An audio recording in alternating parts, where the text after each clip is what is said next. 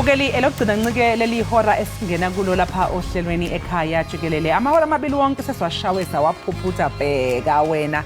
Kukhona ke nosisi othe wayevakashe kubo ka boyfriend wakhe. Hayi kwase kuyenzeka ukuthi isimo sezulu sasingesisihle kahle kwaduma izulu laqeqebula. Kuthe kusenjalo bese babaza uthi lelizuma eliduma kangaka. Kuthiwa hawu kwezwakala ngogogo kaBhey esekhuluma yedwa ke kamereni makuduma izulu ethi ngamnembo uzwane ngagadla. Ngangaphuma ngithi galo yepuka. Hayi siphila nabathakathi shem. Ungabathu. Ngabe nenhlamba kutheni? Aba protect justice for abathakathi. Umbukela igama lami ngonaxola mamtshalo kwaMali Sibankulu kusihlanganyele kanye nathi la Ekhaya Jikelele. Ngisahlezi nayo Madlongothi. Nami ngisahlezi nayo mamtshali. Kwaze kwamnandi ukuhlala nawe. I can't live without you. Yazi lonto. Ndiqonda kahle. I can't live without you mamtshali. Mbukeli ngoku ke singena kwi-Euro yokugqibela yenkqubo. Nawe ke wena kukhona ukhwelayo kwesisithuthi yehlisa amaphaphu ngoba ngokuqinisekileyo awuzujoja amasele nto leyo etsho kucace ukuba awuzukujika nelize uza kuchola nto. Kanti ke kumanqaku esakuphathele wona kule Euro phiko lophando lolwaphulo mthetho lithi lenza inkqubela eqinisekiseni ukuba ababandakanyekayo ekuphangweni kwenqwamali ye-National Lottery yesizwe bayagwetywa. Abafundi ke base-Cape Peninsula University of Technology eBellville bathi balele ngaphandle kwamasango esikolo ngenxa yokuswela indawo yokuhlala. Zabuhlungu ezo ndaba Mbukeli. Kodwa ke kuninzi esikuphathele kona kulena Euro. Qiniseka Mbukeli bangaba uhleli ulele ngecala unqenqile kulo bhedi awuqhwanyazi uhleli nje uthe zava ubukele inkqubo oyithanda kunene, inkqubo yemfudumalo, inkqubo yothando, inkqubo nje eza kuphakamisa iEkhaya Jikelele. Ndimleke uNonkanyezi Kalubisi uMadlongothi. Masijonge Mbukeli eziphala phambili.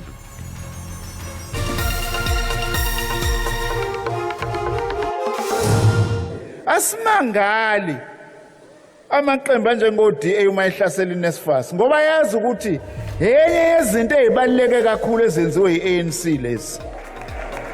Undunankulu wasesifundazweni iWestern Cape ubuhlaba wabuhlikiza ubuholi bukaMengameli Ramaphosa kwathi maningi amaphutha enzekile ngaphansi kobuholi bakho ubephendula ngenkulumo eyethulwa uMengameli eyibhekise ezweni. They are here.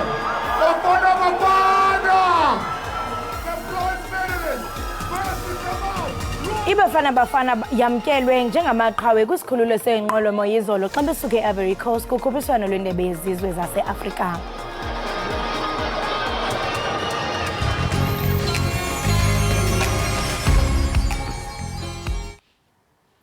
Undunankulu wase-Western Cape Allen Winde uthi kuningi okungamaphutha okwenziwe uhulumeni ngaphansi kwesandla sobuholi bukaMengameli uCyril Ramaphosa. Amalungu eqembu elibusayo ePhalamende ke wona ke athi hayibo kuningi okuhle okufanele ukuthi kushawele ihlombe. I-ACDP kanye ne-DA bakhwele badilika kuMengameli ngalokho abachaze njengokwehluleka kahulumeni we-ANC ezintweni ezingamaphuzu okuphatha kwezwe kanjalo nakulezo ezithinta udaba lwempi yakwa-Israel nePalestina. That's why I believe that this government and the international community can end the war in Gaza within 3 weeks to a month if they want to. They will have to do the following if they are serious about ending the war.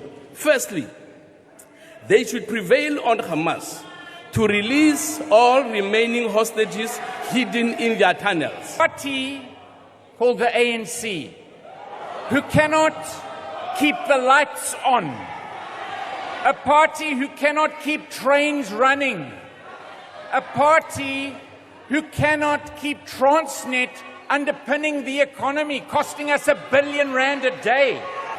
This is a party of absolute failure. Ngakolunye uhlangothi amalungu e-ANC ePhalamende wona avikele ukusebenza kahulumeni achaza nangalokho osekwenziwe uhulumeni weqembu elibusayo eminyakeni engama-30 edlule. And one of our most notable milestones is that ngo-2010 sidlulisele iNSFAS kubafundi basema-TVET ibikade ingekho phambi kwalokho.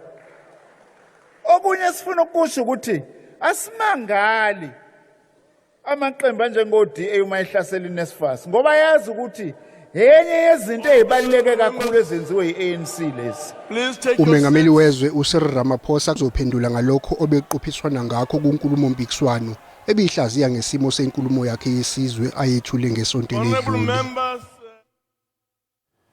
Ngomgqibelo iqela eliphikisayo iDemocratic Alliance liza kusinga kwizindlu zombuso ePitoli liyokunikezela ngoxwebhu lwezithembiso zolunyulo nanjengoko lujongwe kunyulo likazwelonke nolwamaphondo olulundelwe ngamehlo abomvu. iDemocratic Alliance izobhekisa amabombo ezindlini zombuso ePitoli ngenjongo yokwethula umqulu wezithembiso zokhetho. Ukhetho lwalonyaka luthathwa njengolumqoka kakhulu emlandweni wezinketho kusukela ngo-1994.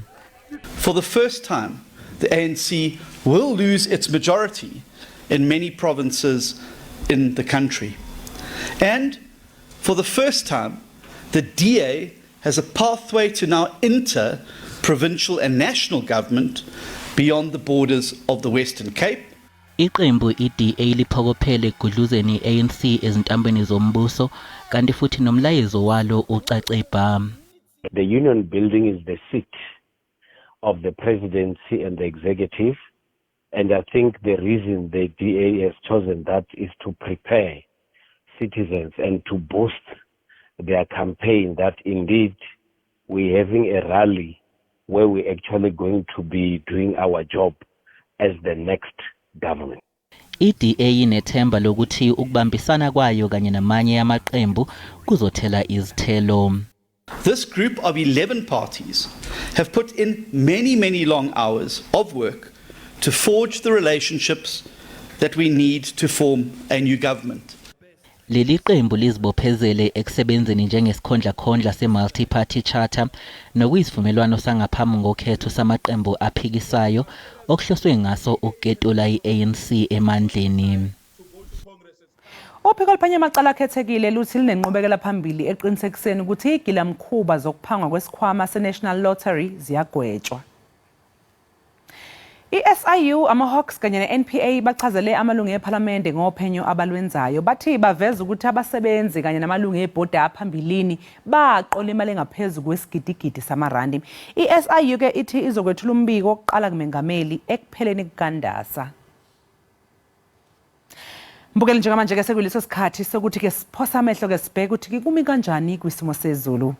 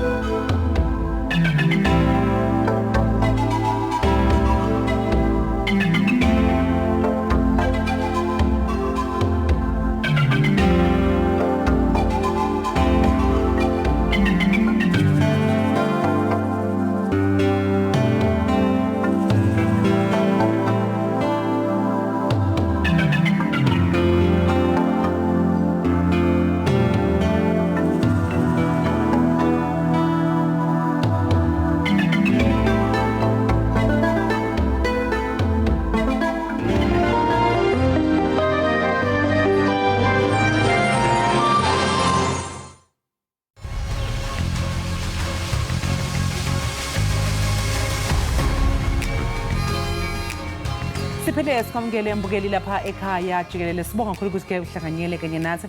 Njengamanje ngembulo sekuleso sikhathi lapho sizobheka khona izindaba ezingundaba mlonyeni lapha yaku X sinawo ke ama hashtag amabili. Yes, unyanisile mamtshali, sinawo ke ama hashtags aphala phambili pha ku x.com. Eyokuqala ke mbukeli hashtag ithi hashtag Teripeto, eyesibini ithi hashtag Tebuho Mukwena. Make sijonge ke wena mamtshali into yokubana uTerry ukwingxubakaxaka yantoni. Umlingisi ke Teripeto oyisihlabani somdlalo iTsotsi, udadewabo uDimakatso kanye nomngani wakhe ongumsiki wengqephu uThula Sindi babhekene necala lokusetshenziswa budedengu kwemali yesibonelelo esiyisigidi samarandi se-National Lotteries Commission.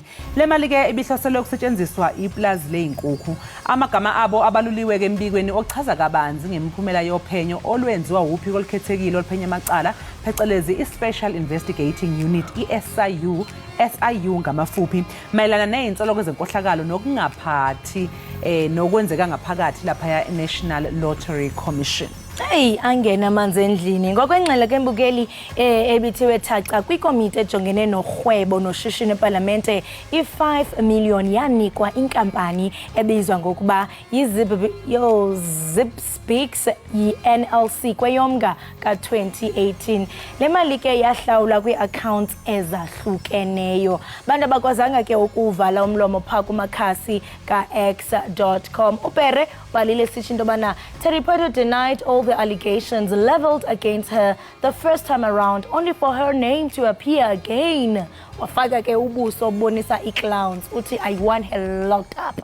Uyatsho Peruthi hayi uTeripeto uye wabe kanti uyaziphika izitsholo zokuba yena uyabandakanyeka kodwa eziphika njalo naliqi igama lakhe livela uthi mina ndimfuna engapha yakwezitixo. Chunca besijonge uthe wabhala ubhale esithini Unjabulo Khoi uthi yena, when are they being arrested, man? We want to see high-profile individuals in orange uniforms. That's the only way to restore dignity in the justice system of our country. If not, even young kids will aspire to be criminals. Moral of the country gone. Unjabulo ke na ke uyabuza ukuthi bazoboshwa nini ke labo ngoba phela kufuneka ukuthi babonakale beboshwa begqoke ke impahla zalapha emajele ezi orange ngokumbala. Uthi uyabona lokho nje iyona kuphela indlela engenza ukuthi ke kubuye isithunzi se-justice system la eNingizimu Afrika. Uma kungenjalo uthi awuyingane ezincane zizokhula zifune nje ukuba ziyigebengu bese ke konke ke isithunzi nje seNingizimu Afrika sezwe lonke sihambe siphume pha ngewindi. Balile omnye omlandelayo ebhala uJoy_Zelda uthi not all glitters is gold.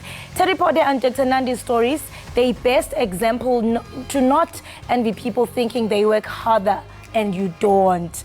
uJoy_Zelda uthi noba mhlawumbe ubona igolide imenyezela loo nto ayithetha into yobana yigolide.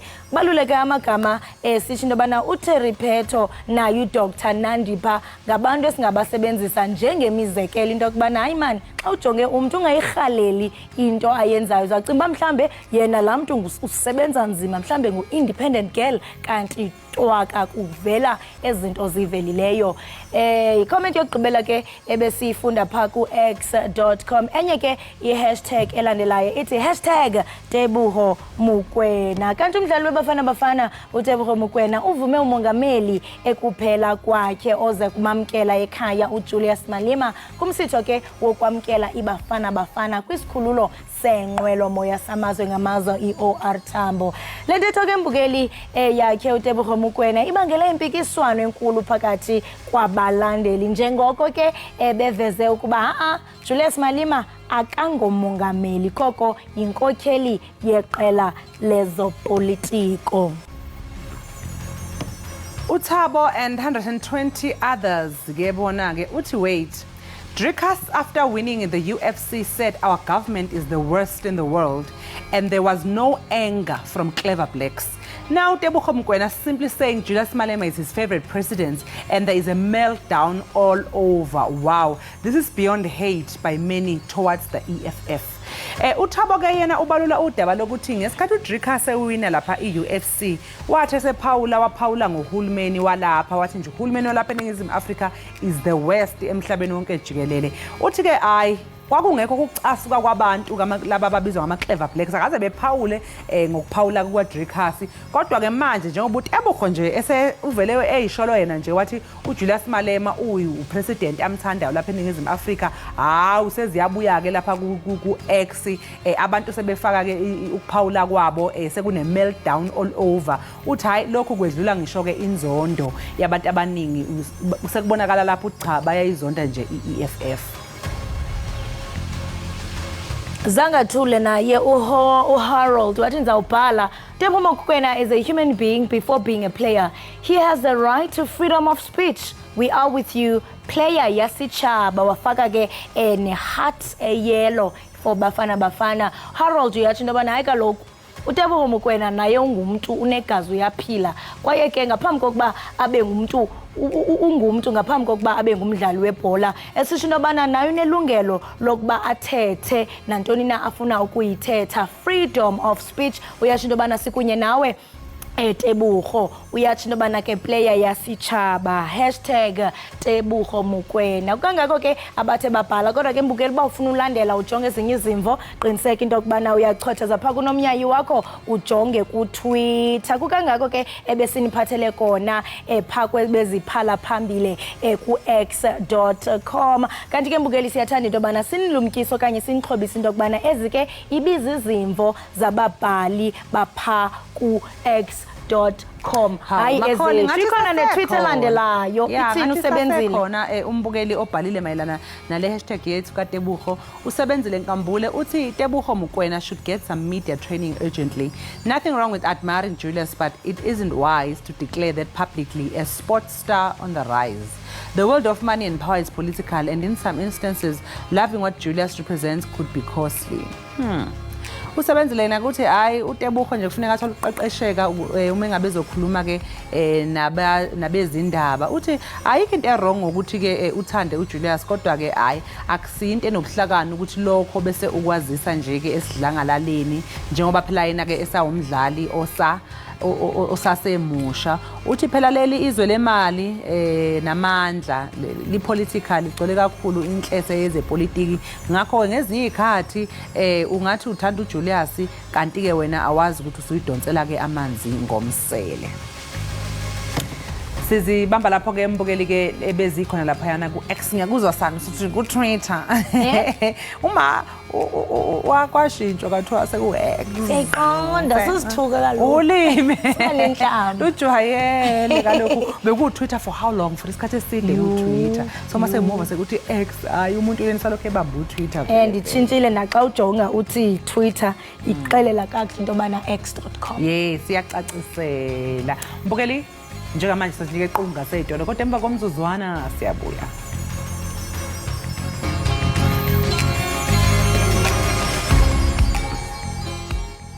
Siphinde ke sikwamukele mbukeli lapha ekhaya Jikelele sibonga kakhulu ukuthi usahlanganyele kanye nathi.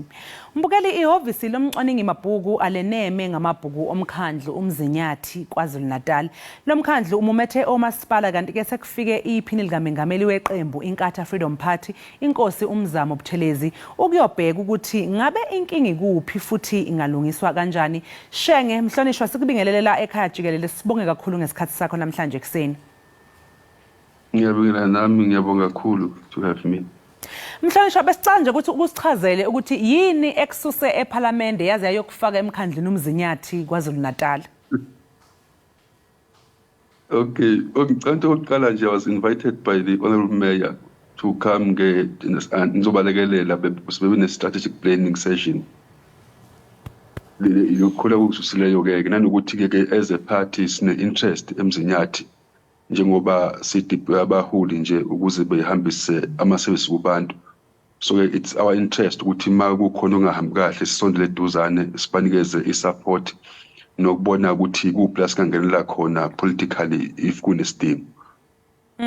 Ihhovisi lomcwaningi mabhuku njengoba kuthiwa aleneme njengamabhuku ke omkhandlu umzinyathi lapha khona lapho KwaZulu-Natal ngabe mhlawumbe like lacacisa ukuthi yini indaba isizathu sokuthi lingenami. Ngicabanga indaba endele akusikho nje kuphela ukuthi kule report yamanje sekuyiminyaka engaphezulu kwemihlanu noma mhlawumbe ngathi yeleshumini la khona ama-audit outcomes omzinyathi ebengemahle. Phakathi kwezinye izinto-ke nje engibona ukuthi kubalulekile ukuthi umuntu agcizelele ama-challenges asemzinyathi a-structural. Sifike vele njenge-IFP isimo sibheke phansi nje ayikho into ade khona u-AG could not even find a piece of paper abengahleke abhese kulo noma kuthiwa yiphi opinion. Kodwa iqiniso elithi-ke noma kunjalo isikhathi esesibe naso i-IFP besanele ukuthi besingaguqula isimo for better. Iningi-ke izinto-ke phakathi kwazo nje mhlawumbe ezimbalwa ngaphawula ukuthi bekufike kube yi-issue yama-asset registers abo la khona-ke bebenganayo i-asset register updated. Kokunye bazofike behambe ibakhomba ukuthi kune-property esenantizeni uma befika kwama-coordinates bathola ukuthi ayikho khona, kodwa hhayi ngoba ingazange yakhiwe sitaka ngazi ukuthi bebenza kanjani uma be-register ama-assets abo futhi izozitholakale ngaphansi komkhandlu wasethukela. Ezinye zezinto mhlawumbe ama-issues of irregular expenditure nokuningi okuhambisana nakho-ke. Kodwa-ke kakhulukazi-ke ne-issue-ke ye-political instability ebikade ikhona-ke emkhandlwini. Kodwa-ke kule strategic planning session esikhona ziningi kakhulu izinto ey'khombisileyo ukuthi kune-improvement because uCokta was even there. Veza nje-ke first and foremost ungijabulisileyo mina as a politician ukuthi ohlangothini lombusazwe there is political stability okuyinto enhlekeleyo futhi umkhandlu is able to spend imali osukunikezwe yona for services. Ngoba nje uze washo ukuthi njengamanje nje as kulesikhathi sonyaka bayakholela ukuthi kufika uJuly bazobe spend 100% because spending yazi ukuthi is a problem in many municipalities where imali gcina ithathwa isuka kweminye imikhandlu. Ziningi izinto-ke ezikhombisa ukuthi ba-improve kodwa akwanele uku-improve kuphela uma singafiki la khona sithola i-clean audit. Phakathi kwezinye izinto-ke engibone ukuthi zibaluleke kakhulu nengigcizeleleyo lapha kumeya nakubo-ke bonke kade bekhona yinto ethi kune-culture nje laphaya emkhandlwini edinga ukushintshwa la khona ingekho i-sense of duty and sense of commitment from abasebenzi leza fair attitude edala ukuthi abantu bengakwazi ukwenza izinto ngesikhathi nangendlela efaneleyo. Kokunye thothi izinto u-AG ade khale ngazo ngonyaka ongemuva bengayiqalisi ukuzenza ngesikhathi bese ukuthi mase kuyophela unyaka kuyima bephuthuma-ke bengabe besakwazi ukucover yonke into ekhona. Shenge njengoba nawe-ke usho-ke ngiyakuzwa ubala udaba lwe-irregular spending, ubala udaba lwabasebenzi abangasebenzi ngendlela okufuneka ukuthi basebenze ngayo. Mhlawumpe emva kwalele mihlangano eniba nayo yoxoxisana singabona yini mhlawumpe kuba khona ukudisciplinwa of some of the workers laba abangasebenzi noma bebengawenzi ngendlela umsebenzi nakanjalo nokuphenya i-irregular spending ukuthi labo bantu mhlawumpe abebe in charge noma abanecala lokuthi ena bangayiphathi ngendlela okwezimali sibabone mhlawumpe bethathe accountability. Uyazi-ke nawe nje ukuthi iqembu lenkatha is a part of integrity, so ngeke kwenzeke ukuba kukhona izinto eziyi-transgression engeke zilandeleke. Okuhle ukuthi akuzukuqala manje already kuvelile laphaya emhlanganweni ukuthi akhona ama-cases vele abanye abasebenzi abalandelwa kuwo the workers also aba-suspendiwe as we speak. Okungukuthi i-consequence management is already there. When it comes to the issue now of investigating irregular expenditure, there is that in place because u-impact chairperson ukwazile ukuthi naye anikeze i-report yakhe ekhuluma kulokho. But ngiyacabanga ukuthi kubalulekile ukuthi uma sichaza i-irregular expenditure ayichazi ukuthi kudliwe imali because people confuse that. Irregular expenditure means that awuzange ulandelele umthetho njengalokhu ubhaliwe. Okungasho ukuthi kwezinye izinto uma ungawulandelanga usuku wrong.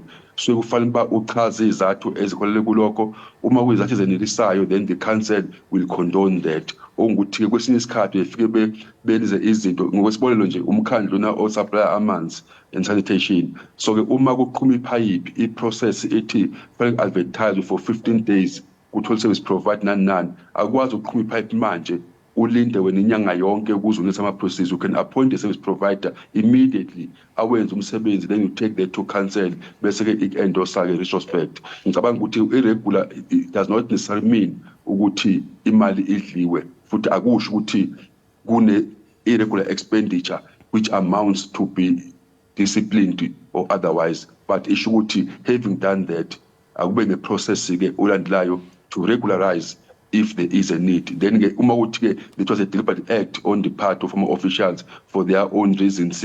That's where discipline comes in. Kunamthelela muni ke lokho ekusebenzeni komasipala abangaphansi komkhandlu ke umzinyathi ngoba ngiyazi ukuthi umzinyathi ungumkhandlu womasipala abahlukahlukene. Angiphindeleke. Bengibuza mhlonishwa lapha ukuthi lokhu ke kuzoba namthelela muni komasipala laba bangaphansi komzinyathi. Oh, okay. No, that will actually ensure that ama services afikelela kubantu.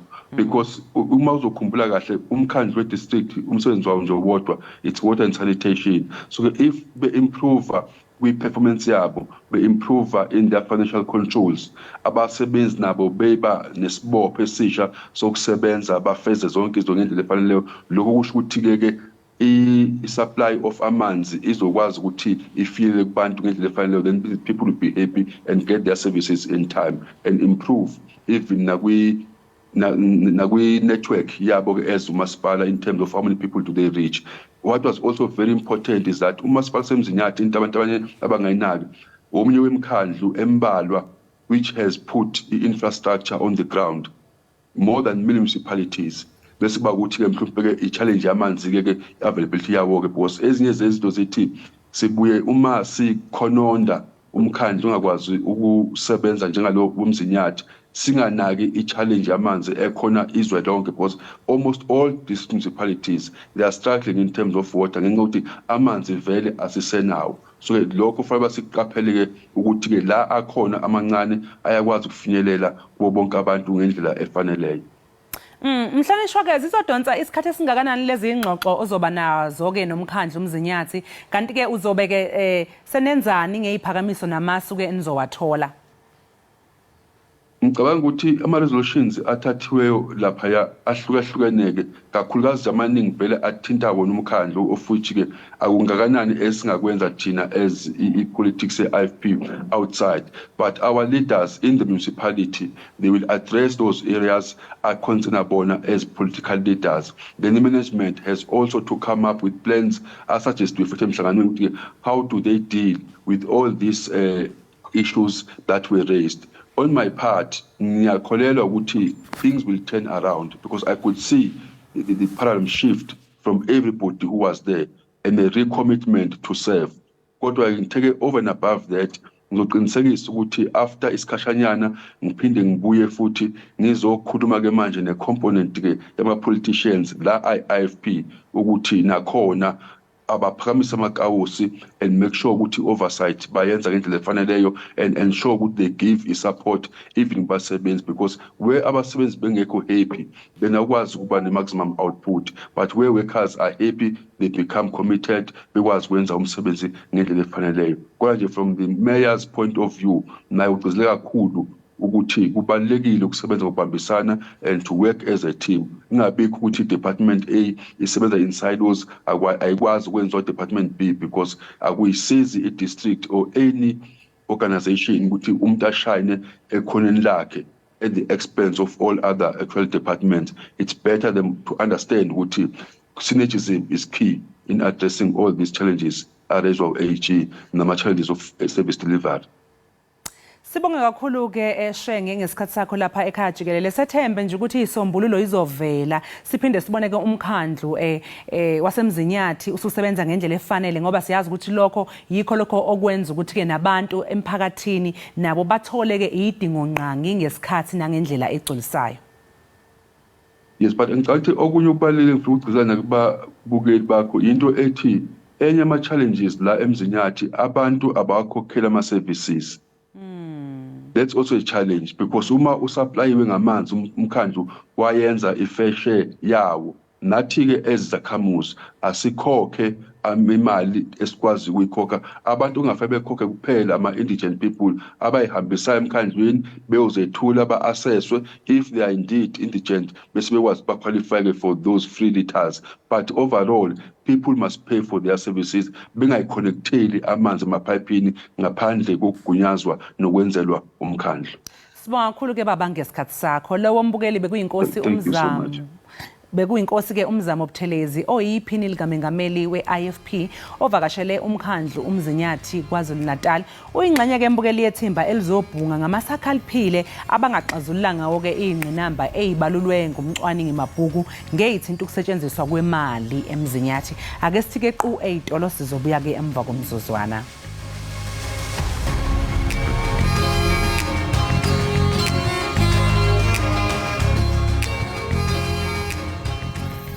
Sifuna sikwamukele mbukeli lapha ekhaya Jikelele. Namhlanje ke mbukeli sixoxa ngomemulo kanti ke sixoxa naye ungoti wamasiko uphila Mthethwa. Sibheka nje ukuthi ngabe uyini kahle kahle umemulo wenzelwa bani nini. Phila asikubingelele sikwamukele ohlelweni ekhaya Jikelele. Sibonge kakhulu ukuthi ube nathi namhlanje. Ngiyanibingelela nami kubo bonke ababukeli be-SABC 1 nakuso sonke isizwe selembe lata amanye amalembe ngokukhalipha uhlabe ngambona ehla kwezenkosi ubangizangeza kakhali kashandwa semambatheni kwathi kwezenkosi uphunga sho Buthelezi wanyamalala ingonyama yawadukuza yabumba lesizwe samaZulu esihlonishwa umhlaba wonke namasiko ezama ukwalungisa. Sibonga kakhulu ngesikhathi sakho lapha ekhaya Jikelele ku-SABC lihaye kanjalo na ku-SABC Plus. Okokuqala nje ephila mhlambe ungathi yini umemulo? Umemulo uthi awubezi igaba cishe intathu. Khona ingcekeza, khona umemulo, khona umkhehlo. Ngizoqala ukutsala kulokuqala kokuqala ingcekeza. KwaZulu bewuthi intombazana uma iphukile, i-reach puberty lokuthiwa ukuthomba ngesiZulu.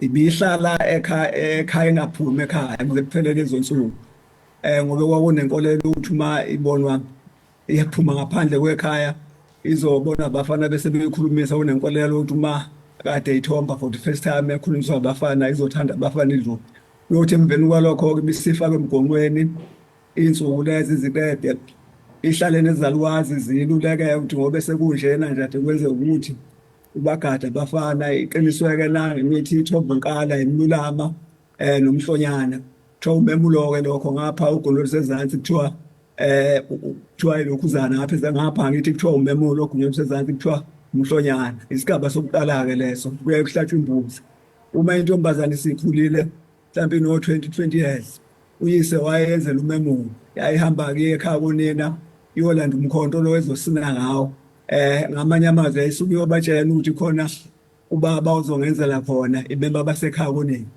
umemulo wona ke uphawu lomnqobo entombazaneni ukuthi isuke iphathe kahle uma isigida ke lapha esigcaweni uyise usuke ezotshena abantu ukuthi nayi intombi siphathe kahle abanenkomo bengayiletha nawe usuke seyiqonda uyitshente singamlandela inkomo ngawolunye uhlangothi futhi usuke uphawu lomnqobo eyibonga ukuthi iphathe kahle obesuka dilandela zishebe ezinye ziphosa ngemithi futhi usuke eyibonga nje uyisele intombazane esuke iphathe kahle. Uma ngabe ukhuluma ngakho ukuyiphatha kahle phila ngithanda lapha ke singene odabeni lomhlwehlwe ukuthi yini uphawu lomhlwehlwe makuumemulo nokuthi uchazana umhlwehlwe. Umhlwehlwe uchaza ukuthi ke bisintombi ephelele futhi i-virginity bise-virginity. Ikhona indlela umhlwehlwe oba yiyo babuphila uma ngabe intombi mhlawumbe kwenzeka ukuthi ayisesiyintombi into. Yebo kuthiwa udabuka kanti lona wentombi into wawuma nje ungahlephuki umhlwehlwe wenkomo. Engabe nango 2024 babuphila kusasenjalo mhlawumbe inkomo zamanje imhlwehlwe yakhona isakwazi ukuzwa lokho. Hayi akusenzeki kwabanenge akusenzeki manje ke ungasichazela ukujatshwa ngawo umhlwehlwe ukuthi bisentombi eyiphelele kwakujatshwa ngawo ukuthi intombi ngoba phela manje siyabona vele nje ngoba izikhathi zihamba ukuthi kwesinye isikhathi umemulo usuku ngoba akhona ama instances babuphila lapha okuthiwa kwenziwa khona umemulo ngoba ubaba umuntu intokazi sizoshada sizohamba iyogana ebese kuthiwa hayi kusefuneka uqala yenzele umemulo ngoba yayithenjisiwe. Hayi imvamisa kusuke kumkhehlo ke lo kodwa ke ngokwesimanje usuwenzelwa nombani umemulo kusho ukuthi nje kuphunyile esikweni lezulu kwakwenzela intombi esuke iphathe kahle ngokwazulu. Okusho ukuthi uchazana ngomkhehlo.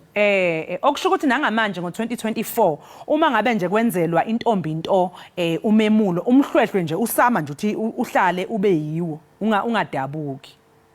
ungadabuka. Hayi ungasichazela ke mhlawumbe ke ngeqhaza ngoba ngiyazi ukuthi umuntu umemula uye abe nezimpelesi ekutheni akulungiselele umcimbi mhlawumbe ngabe iliphi iqhaza olidlalwa zimpelesi. Impelesi oqala kusukuyilabo abayizintombi ntonayi hayi uthi kwangena nombani futhi engathi egongqele lapha isonto lonke zazi bakhona impelesi lezo nazo zilulekwe njengaye ngoba kusukuyibutho elisuke abantu abawi-age group naye. Yini ke indima yesiphandla ngoba ngiyengibona ukuthi ufakwe isiphandla njalo njalo isebenzelana kanjani ke mhlawumbe namadlozi. Isiphandla ziyabembile athi kufike kuhlatshwe imbuzi lokubika umemulo bese kuba esenkomo ziphandle efakwa yona intombi lena kusuke kubiwa ngawo abadala lesembuzi lesi senkomo kusho ukuthi esenkomo leyadi bulewe ekuthathwa njengomqhawe bayo intombi ukuthi ibe yiqhawe yaze afika kulesi sigaba lesi. Ebese sigqoka ke isikhathi esingakanani ke lesi siphandla? Angizwa? Ngithi ibese esigqoka ke isikhathi esingakanani lesi siphandla? Hayi akunaso isikhathi mhlawumbe emveni kwenyanga 2 noma inyanga siyathathwa nje sisikwe siyobekwa lapha endlini yakwagogo phezulu. Oh ungasichazela ke ungasichazela ke manje ngeingoma kanye nemidanso ke okuye kudlalwe ngakho kuculwe ke kulomcimbi ukuthi zinomthelela kanjani ke emcimbini umemulo ingoma ezisuke iculwa ngalolo suku.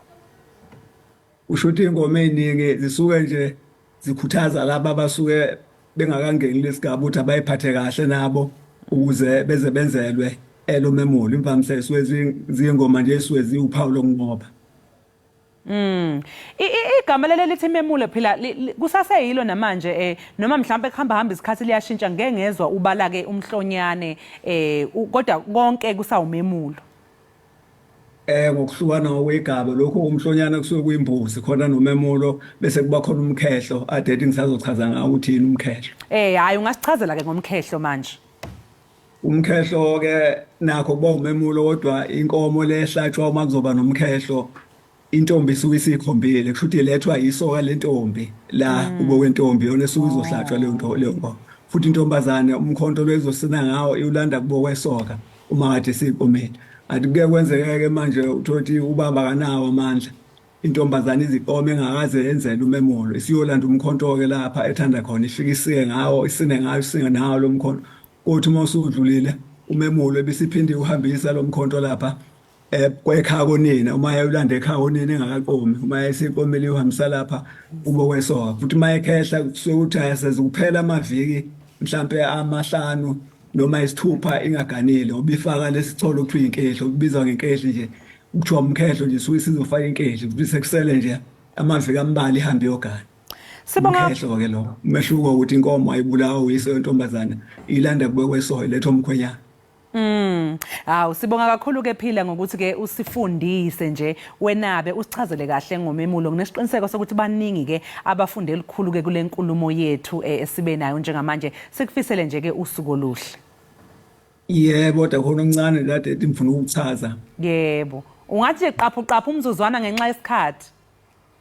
Ukuthi lokho uthi ima wememulo namhlanje intombi ihamba ihlaba umkhonto ifuna imali kwakungekho lokho kwaZulu sekubopha lokho abantu bayobukela nje beyiphi intombi izipho lezi abafuna ukuzipha zona amaquthu izinkamba ishikiza amavovo hayi lokho ukuthi umuntu maye ememulweni ufuna ephatha imali sekuyisilungu kakhulu leso ukuthi kubelungu uma ungamenyiwa uzi kanti kithi kwaZulu kuthiwa nongenankomo uyayidla inyama akusho ukuthi makuhlatshiwe kwaMohammed angizukuya mina ngoba nginankomo ngelinye ilanga ngiyoba naye.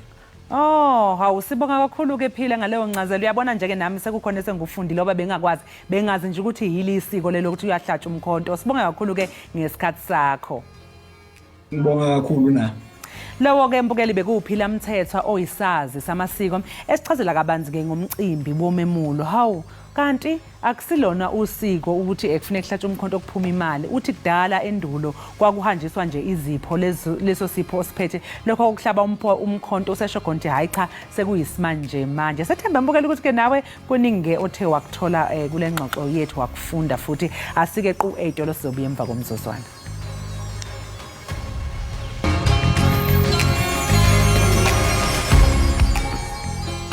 Enkosi Mbukeli ngokuba usahleli nathi apha kwinkqubo yakho oyithandayo Ekhaya Jikelele. Wakhiwe Mankayi ngumbhali waseMzantsi Afrika owaziwa ke ngomsebenzi wakhe wokuzoba, ukucula nokubhala. Kanti ke wakhulela kwiphondo laseMpuma Koloni, waqala ke ukubhala inoveli ethi Ubomi the Footprint ethetha ke ngobomi bakhe. Akhiwe, masikubulise sikwamkele enkqubeni. Manibulise kuwe nababukeli. Enkosi. Kubulela thina. Khawusinabisele Akhiwe ngakumbi malunga nenkuthazo esemva kwenoveli yakho ethi Ubomi the Footprint. Ndingathi inkuthazo endayifumana is inkuthazo engaqhelekanga, ngoba ukuqala kwam ukubhala ndaqala ndisemncinci mane ndizilahla ke ezo zinto ezo, but eyona nkuthazo eyandenza ndikwazi ulento ukuyithatha serious into yobhala ukusweleka kwabazali bam, that is umama ne-stepfather sam. Ingaba indlela okhule ngayo kunye nenguqu kusapho lwakho ziye zayiphembelela njani imixholo ekule ncwadi yakho? Indlela endikhule ngayo as yona incwadi, it's all about inkwenkwana ekhule through abuse, ifuna i-sexual identity kunye ne-identity yakhe phakathi kwezinye izinto bezisenzeka ekhayeni. So yonke loo nto leyo iye yapea i-role yokuba ndilento ndiqulunqe incwadi le. Akhiwe, kwincwadi yakho ukhankanya ukuba ubudlelwane bakho notata wakho okuzalayo babungebuhle kangako. Ubudlelwane bakho notata wakho okuzalayo bube nefuthe elinjani ebuntwaneni nasekukhuleni kwakho? As eqaleni sasingazani, as ndisitsho phaa kwincwadi uba sasingazani ncam, engandikhulisanga. So ndadibana naye sendiyi-teenager. We had izinto ezisenza singavani because ndikhuliswe ngelunye uhlobo, yena ukhuliswe ngolunye uhlobo, so sasikhlatsha ngaloo ndlela leyo. And enye into eyayisikhatshisa kakhulu is the problem yotywala, because wayeba ngomnye umntu xa esele then abe ngomnye umntu xa engaselanga. Iba njani ke ngoku inkqubo yokubhala le ncwadi, ngakumbi xa uphonononga ubomi bakho? Yona ukuze ndiyibhale, it was therapeutic kum. Ibi like i-diary manditsho, because bendingenayo ongomnye umntu endingathetha naye ezinye izinto like ezenzeke kum, like izinto ezifana nelanto ne-sexual assault leya eyenzeka, which is kwenye zezilanto ze-chapters zam. Then kube yilanto i-abuse endandiyifumana kumakhulu wam, umama kamama. So zonke ezo zinto ezo zipleye i-role yokuba ndikwazi ukuzidota down and ndiqale ukubhala. Then yonke loo nto leyo ukukhupha imbilini yam phantsi ndibhale, then ndibone ile nto iguqula ubomi bomnye umntu is the drive behind incwadi le. Njengoko ubalisa ibali lakho nendlela okhule ngayo kabuhlungu, ingaba ucimba ukuba abafundi baya kunxulumana njani nebali lakho, kwaye ngowuphi umyalezo nothemba lokuba baya kucaphula kule ncwadi? Abafundi banganxulumana nencwadi yam through ii-libraries zase-Eastern Cape, ikhona kwii-libraries zase-Eastern Cape, okanye bayifumane straight from mna through ilanto i-Facebook page yam, Books by Akhiwe Mankayi, okanye ku-TikTok balanto bandi-inboxe khona, okanye bayifumane straight from mna through i-platforms zam. Xa besearch Akhiwe Mankayi, then bazazifumana, and I will leave i-details zam for ilanto uba bandifumane more easier. Then into engayithetha nomntu osakhulayo is that Ewe, ebomini kwelinye ixesha asizazi uba sifuna ntoni, as nam ndandingazazi uba ndingaba ngumbhali, but ke ubomi bale nto bandibeka apha. So funeka umuntu azame ukuzifunda uba ungumntu onjani, ufuna ntoni ebomini and uzayifumana njani loo nto leyo. Angafuni ile nto i-shortcuts ebomini, because i-shortcuts ngezi zilidela kwezinye izinto ezi-harmful. So makalento makazame ukwenza into ezamonelisa, ezamonwabisa, but ingabi yinto ezamenzela ingxaki ekugqibeleni. I-identity. Enkosi kakhulu Akhiwe Mankayi ngokuba uzityandikila kwaye ubhale le ncwadi ngobomi bakho ngethemba lokuba noyifundayo nawo lo manxeba akhule nawo ayophola. Ube nosuku olumnandi. Unosuku olumnandi nawe. Right, mbukeli we-Ekhaya Jikelele lo besetha naye nguAkhiwe Mankayi, umbhali wencwadi ethi Ubomi the Footprint. Sinabisela ke ngokuqulathe ile ncwadi nongathi nje umfundi akuchola-chole. Siziqala ke siziqongqotha ngolo hlobo ezinamhlanje. Sibulele mbukeli ngokuba uvuke nathi kaloku kwintsimbi yokuqala de sabe kanti siyayiqongqotha, usahleli useloyal. Oh, singayintoni ngaphandle kwakho. Uthando esinalo kuni babukeli lungangolwandle ukudlula letafile. Mamtshali siyahamba. Hayi sesihamba manje mbukeli kodwa siyabuya kusasa. Ukhumbule futhi ukuthi hayibo kusasa i-Friday. So uyazi ukuthi uma uyi-Friday ziyabuya la sikhumule icathulo. Ungalinge kuphuthelwe sobuya kusasa ngehora lesithupha. Nibe nosuku oluhle nisale kahle.